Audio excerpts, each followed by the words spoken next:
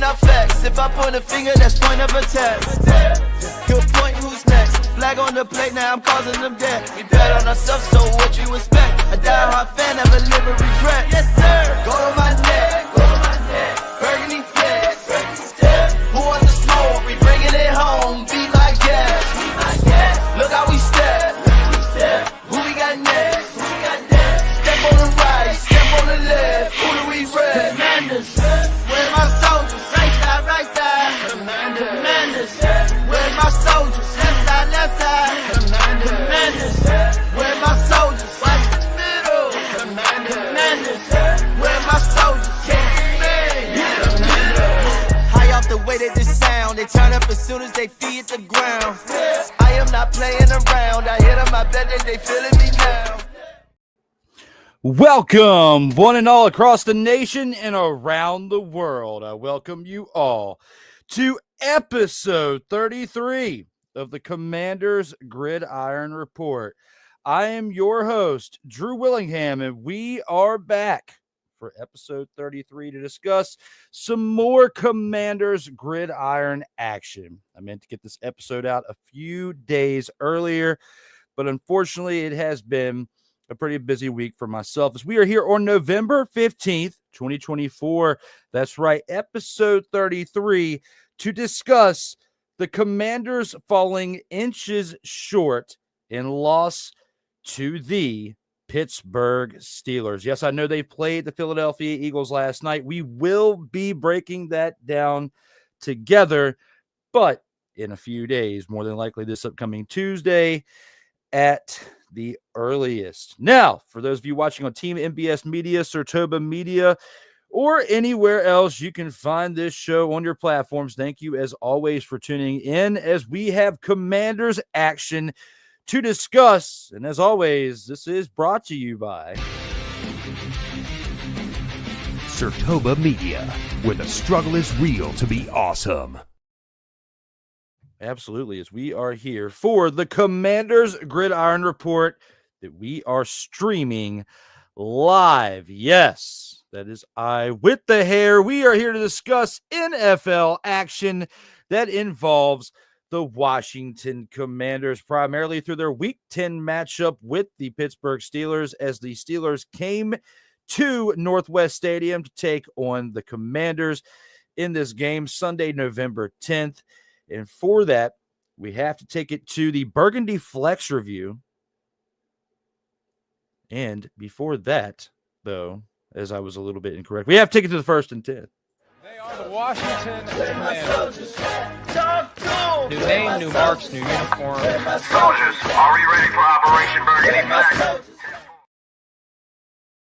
And yes, this game was at home. This past Sunday, November 10th, Pittsburgh Steelers came to town, beat the Commanders 28-27 in this Week 10 matchup. Yes, it was a matchup for the ages between two good teams, a good defense, and a good offense on the horizon that still has some things to learn, that being the offense of the Washington Commanders in this game. And yes, they fell short in a loss to the Steelers by just mere mother-fathering inches. Right here and now, it is interesting to see how things will pan out for both of these teams for the remainder of the year.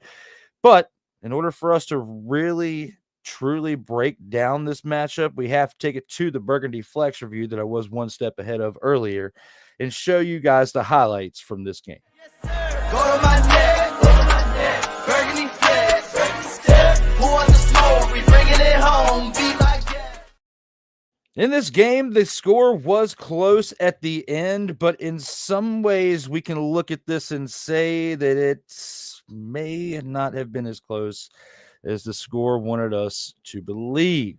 And we have to take it inside this Burgundy Flex review for the highlights of Week 10 in order to get you to truly understand what that is about right here and now. Let's take a look at Russell Wilson as he is trying to escape the pressure from that Washington defense. He is on the run. He is scrambling. And then you look in comparison to JD, old Jaden Daniels, he did have a little bit more time back there in the pocket. This was the one where he was inside the 5-yard line, primarily back in his own end zone, making a pass. And Zach Ertz, though, was active on this game. Now, when you look at this, he himself, Zach Ertz, in this game, he had 4 catches for 31 yards. Didn't have any touchdowns, but he did make an impact in several downs, both in the first and second half. Washington's sideline right here was hype the entire game. They knew that they had something special. We knew watching this game that they had something special, but did they have something special enough to beat this Steelers team? We're about to find out here in a second, as Najee Harris would do damage on the day in the running game. Look at just how laser focused he is on this play as he's running the ball. You can see the grass coming off that ground as it does every time they run, but in particular, look at how he runs. Looks like he's leaning to the left, but he's not. He is running in this attack. Now, Washington defense put pressure on Pittsburgh's offense in this game, but they did have a former Super Bowl champion who was leading the way in Russell Wilson, leading the charge for this team in this game and doing damage for the Pittsburgh Steelers. Let's go back to the Washington defensive pressure. Now, again, this is part of the reason why the game was close. I mean, it truly was. Looking at the defensive pressure from both, Washington's defense not nearly on the level as the Pittsburgh Steelers defense, but they did do their jobs. They made it interesting, and you cannot take it away from them, especially when you look at their offense. Jaden Daniels was absolutely doing his job in this game.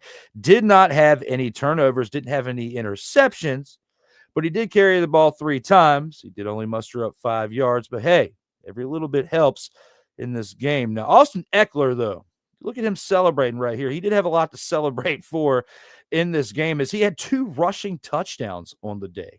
He did have 13 carries. He did only put 44 yards up on the board, but he did put up 2 rushing touchdowns, which kept it close against the Steelers at home in this game. But on the other side, Mr. Pickens. On the other side, Mr. Pickens was picking them up. Got to look at George Pickens, 5 receptions, 91 yards on the day, and 1 receiving touchdown made a true big impact for this team as he was doing his job in the red zone. You got to look at Mike Williams' touchdown catch. Now, yes, he only had 1 catch on the day, but it was for 32 yards, and he did put up one of those touchdowns that were hauled in by the Pittsburgh Steelers receivers. 3 touchdowns passed by Russell Wilson on the day, 1 to Pickens in the previous picture. In this picture, Mike Williams, and then another 1 to tight end Pat Freiermuth. You also got to look at Williams celebrating at the end of that touchdown catch, too. Just came over on a trade from the Jets earlier in the week. Had literally been there for just a few days. Makes a 1 catch on the day for 32 yards, and it happens to be this touchdown grab right here. The Commanders themselves will be doing a little bit better in the secondary once they get Marshawn Lattimore back from injury.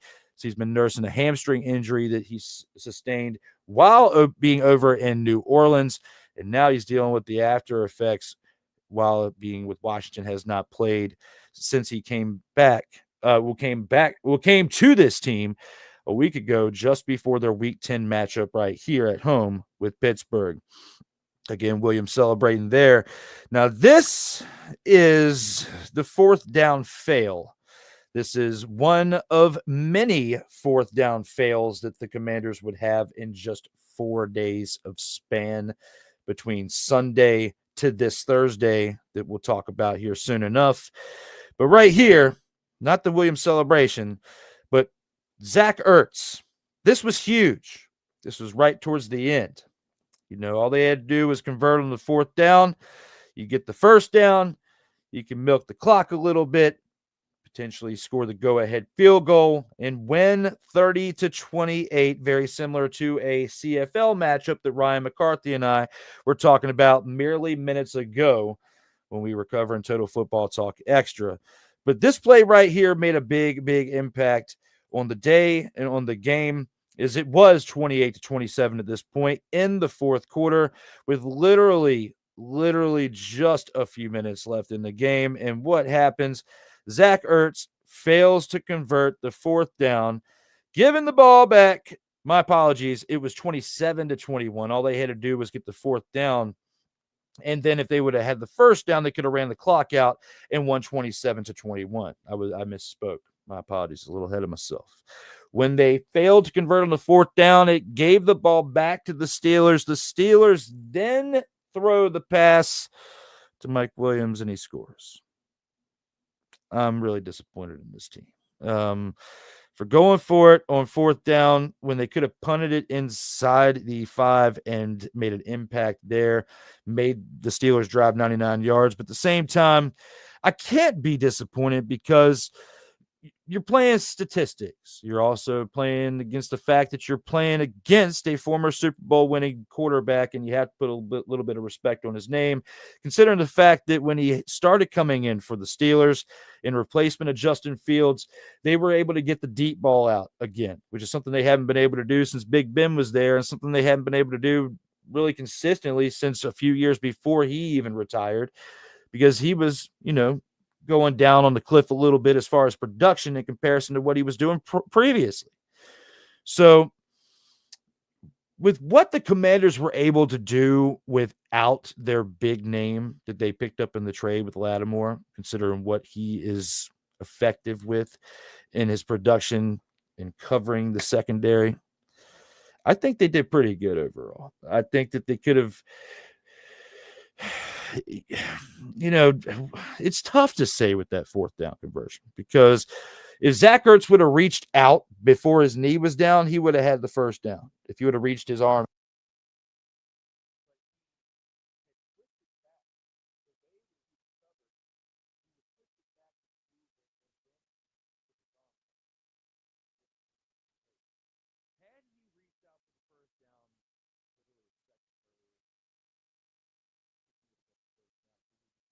Completely different today. And my microphone, I don't know when I hit it off, so hopefully you guys have been hearing me this whole time. My apologies. Trying to cram this episode in a short period of time. But yes, for those of you taking some time to watch this right now, instead of the opening introductions to the Mike Tyson Jake Paul fight, I greatly appreciate it, because I'll be checking that out here literally in about 15 minutes once this show wraps. But right here and now for the highlights going into it, I'd say one of the biggest impactful plays was that fourth down miscue by Zach Ertz, not converting with literally mere inches. I would say giving the ball back to the Pittsburgh Steelers with too much time on the clock, that was in effect, because Russell Wilson's been pretty good with running a 2-minute offense, or even just making plays inside the fourth quarter. He's been, a comeback player for a reason in certain years. He's also played pretty bad, but it also depends on who your supporting cast is. And in Pittsburgh now, when you have George Pickens on one side and you have Mike Williams on the other, you got a pretty solid set of receivers. You've also got Najee Harris. You've also got a pretty solid offensive line. You can't take this win away from the Pittsburgh Steelers, who at halftime, many Steelers fans, I was talking to many Steelers fans on this day, before this game, after this game, during this game, whether it was via text or some phone calls, one FaceTime, talking smack after the game. And one of them even included my boss in my full-time career. And, it was all just fun. But I even was telling all of them, all of you can't take this away from me either. I predicted the Steelers, to win this game. I said it last week on this show. I said it last week on Total Football Talk. I even might have found a way to get it in for a few seconds on Total Football Talk Extra.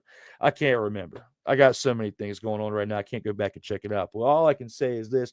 You go back, you watch last week's Commanders Gridiron Report. You go back, you watch last week's Total Football Talk. I told you that the Steelers were going to win by 7 points or less. Very similar to the prediction that I predicted for the Eagles. And unfortunately, I was right with both, except for Steelers only won by 1 point. It was a very good game.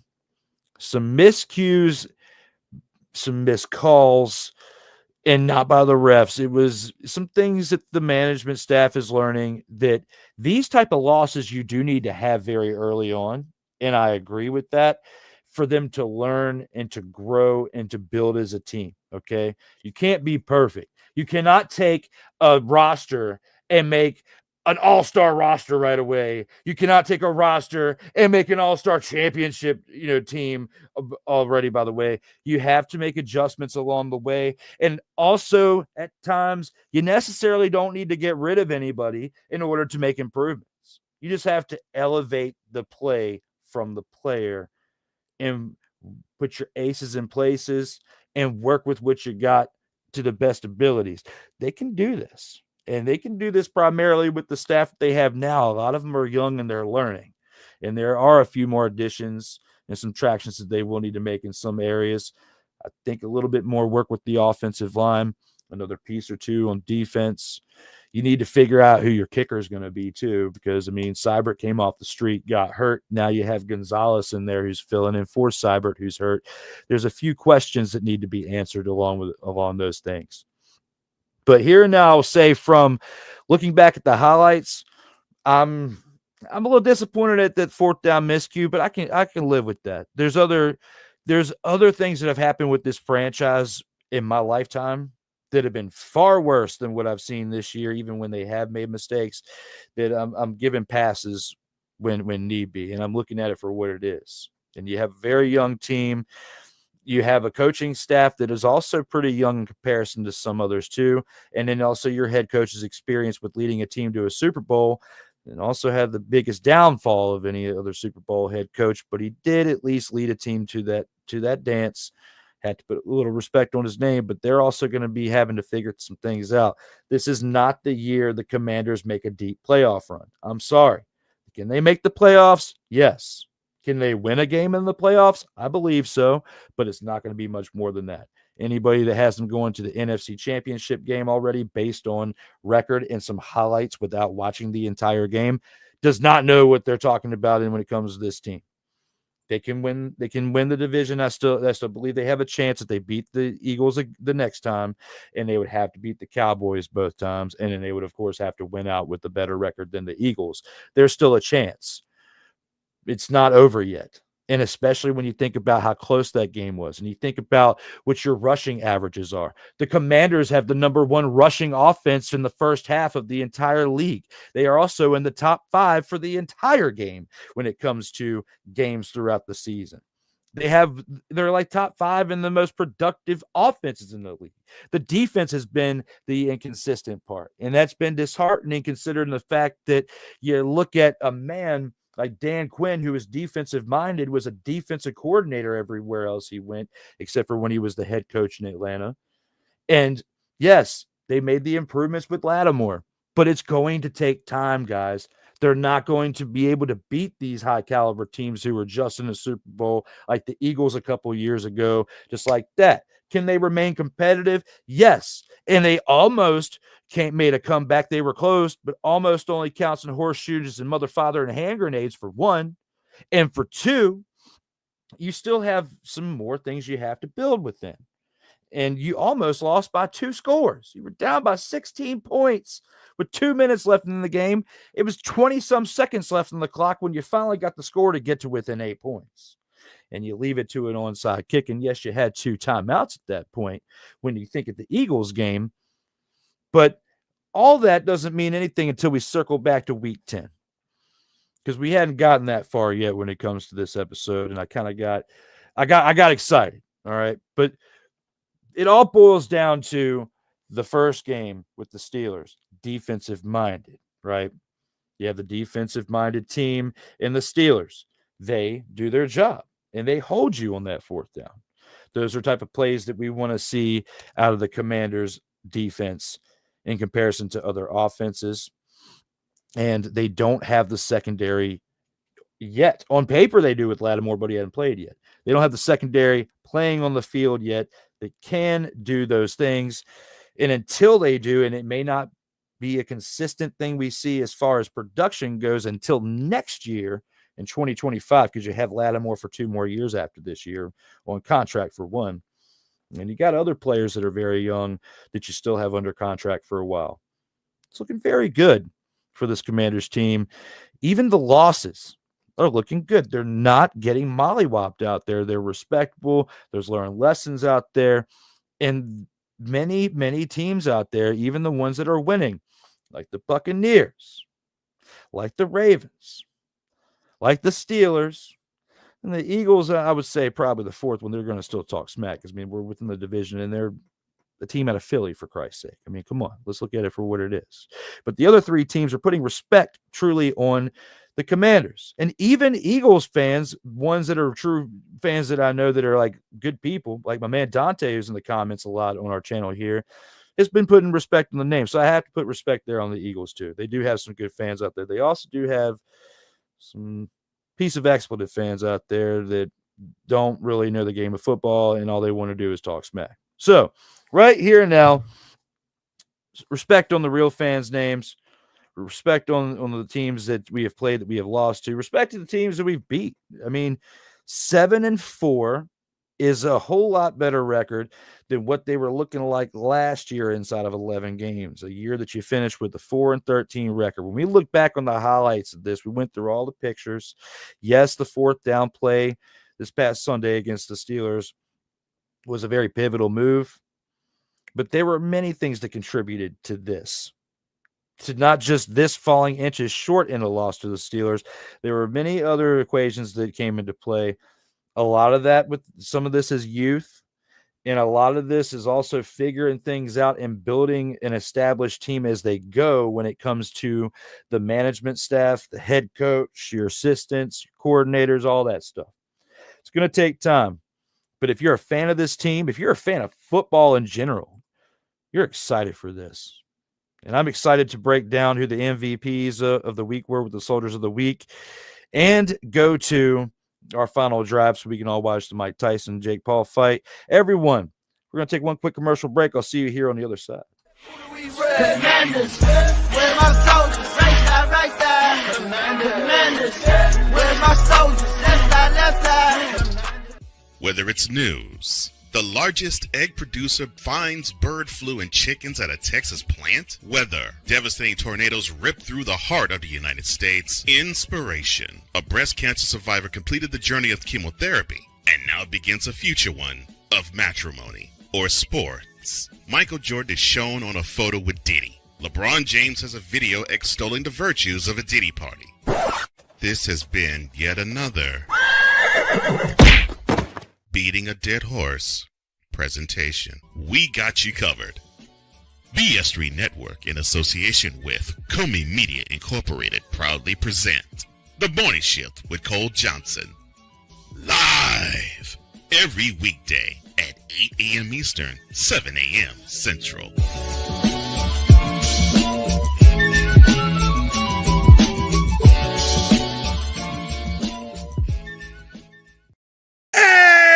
Ladies and gentlemen, hey, look, hey, stop playing games. Y'all already know. Go ahead and toss him some Willie bucks. Ain't nobody playing around. Hey, $ D Willy 87. Go ahead, hit him up on the Cash App, and go ahead and give him some Willie bucks. Look at Drew looking stoic, ladies and gentlemen, stoic on that $10 bill. So go ahead, slide my man over some Willie bucks, and we good. That's all I'm saying. We good. Some Willie bucks. Sertoba Media, where the struggle is real to be awesome. Drew Willingham. In this case, yeah, you put the blame on Kyle Shanahan for apparently not preparing the team enough for the overtime rules, supposedly. Cole Johnson. Peyton was considered the winner, and he was the darling of all darlings for Gerald. With a special appearance by Tyrone Alizé McDummy. Ain't nobody calling me. Text delete, delete, delete, delete, delete, delete. Join these two football enthusiasts as they give you Total Football Talk.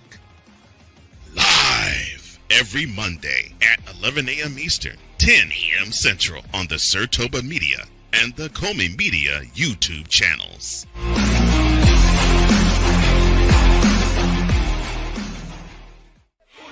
Commanders.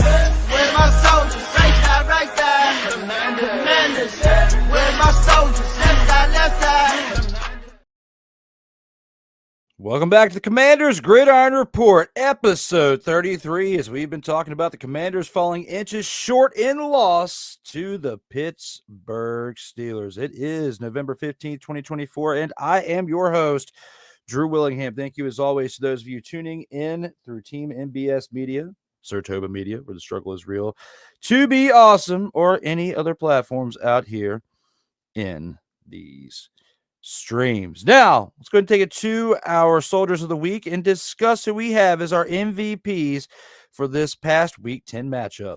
Where's my soldiers? Right side. Commanders.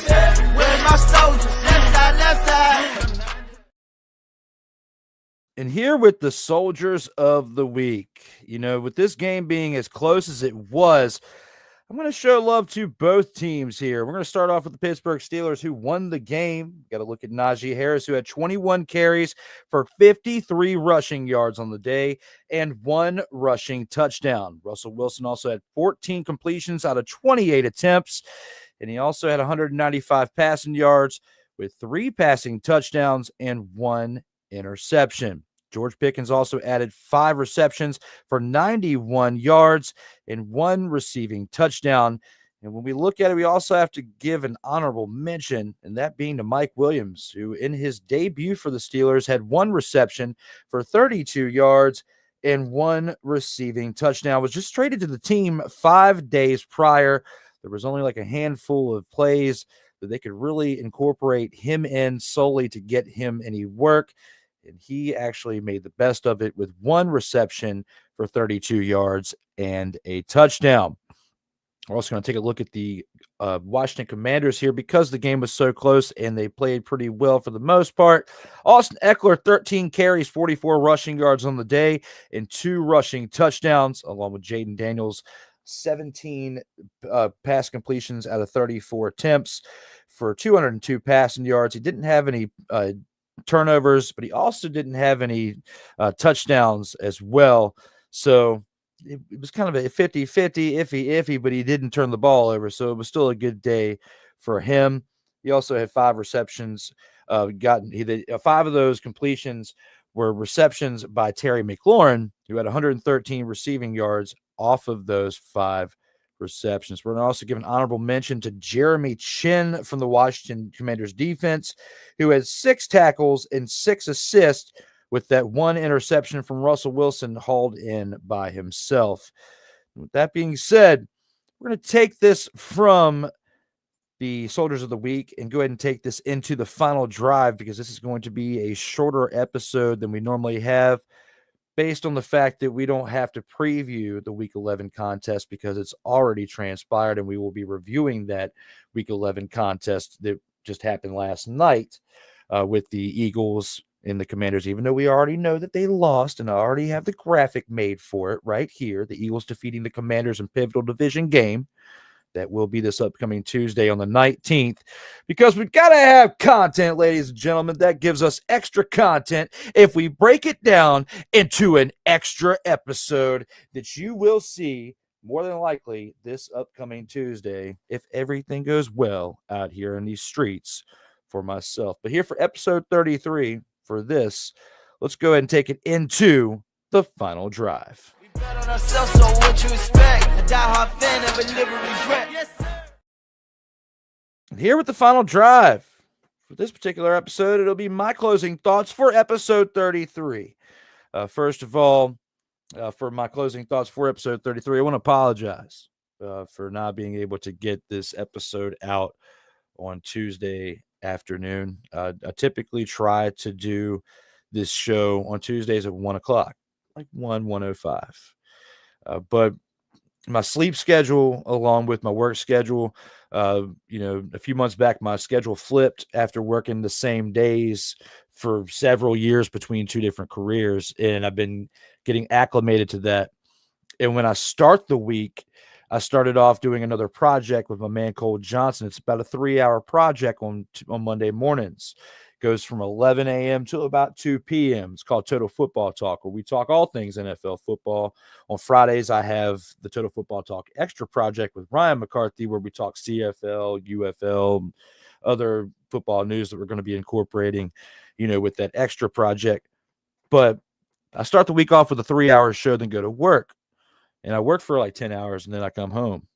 So imagine driving about an hour to work. It's about 45 minutes to an hour, because with traffic and the time of day that I drive, it's about 45 minutes to an hour, whether you like it or not. And then I go work for 10 hours, and I come home. Same amount of drive time home. Sometimes I can go to bed right away. Sometimes I can't. A little wound up from being up all day, doing the show, which, I mean, I enjoy doing everything that I do. I mean, I enjoy doing the 3-hour show with Cole. I enjoy my job. I enjoy the schedule. It's just the commitment that I had was trying to keep the Commanders show on Tuesdays at 1:00 has been a little taxing. So I schedule it for then, but then those of you may notice that I'm rescheduling the show for the next day, and then the next day, and then the next day, which becomes Friday, which is why we're here on a Friday doing episode 33. And that is why we are having these episodes on Fridays instead of Tuesdays. So putting my priorities first. If I feel like doing it, I'm doing it. There's nothing that's really weighing me down to keep it to Tuesday, like a project like Total Football Talk would, or some other things that I have signed up for. And I'm sorry for not being able to keep it consistent with that, because the one thing with keeping it consistent in the past with Tuesdays at that time was the viewership was higher.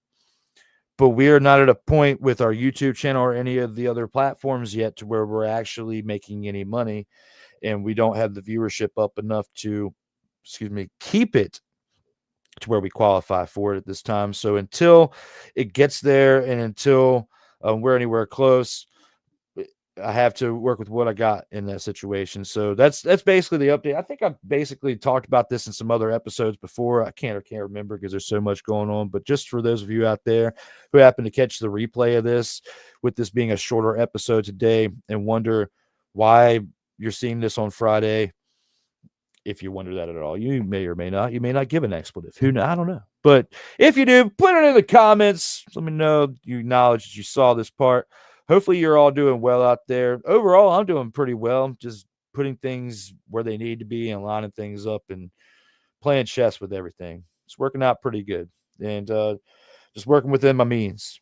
That's all I can say. And that's all we can hope for this team with the Commanders. Because, yes, this is the Commanders Gridiron Report, but the Commanders Gridiron Report is reported through me. And once we get to the end of this show is basically where we have the all things discussed part of the platform. And that being that, we are here with the final drive. So hopefully all of you are doing well out here in these streets. We have come to a close with episode 33. I know it was kind of a lot of a ramble. It wasn't necessarily the most recent Commanders news. I was hoping to get this show out a couple days ago before the Thursday night game. But yes, as you all know, the Eagles did defeat the Commanders last night in a pretty tight contest at the end in score. But we will break that down in episode 34 in just a few days to give myself time to make a few graphics. Also, I want to see the Monday night game with Dallas to have an update for the graphic for what their actual record will be when they face the Commanders in week 12, but to also see a little bit more from what Cooper Rush can do, because I've been joking too much this past week of him only completing 15 passes for like 45 yards. I want to see if he can do worse. I want to see if they actually have a better plan, if they put Trey Lance in for the entire game, if they bring somebody in off the street right before the game, somebody who's standing around the corner smoking a cigarette thinking that they can do a better job than what they have on the roster, sign them real quick, give them a hot dog and say, get on the field. It's very possible. Don't think it's going to happen. But anything can happen in this world. Anything can happen in the not-for-long league, the National Football League, the NFL. And for that being said, I've pretty much come to the conclusion of what I've been breaking down for this week, as we are surprisingly at 35 minutes with only 4 segments that we had, and 3 of them truly being about this team. I am Drew Willingham. Thank you for tuning in, and I will see you next Tuesday, hopefully. I'm going to try. If not, by the latest, I'll see you in 7 days with episode 34 of the Commanders Gridiron Report. Everyone, again, thank you as always for watching this show. Please like, share, and subscribe if you are a new viewer to the channel. And as always, stay safe out here in these streets. Commanders, where my soldiers, right side, Commanders, where my soldiers, left side, Commanders, where my soldiers, watch the middle, Commanders, where my soldiers, now we step, where my soldiers, right side, Commanders, where my soldiers, left side, Commanders, now we step, where my soldiers, watch the middle, Commanders, where my soldiers,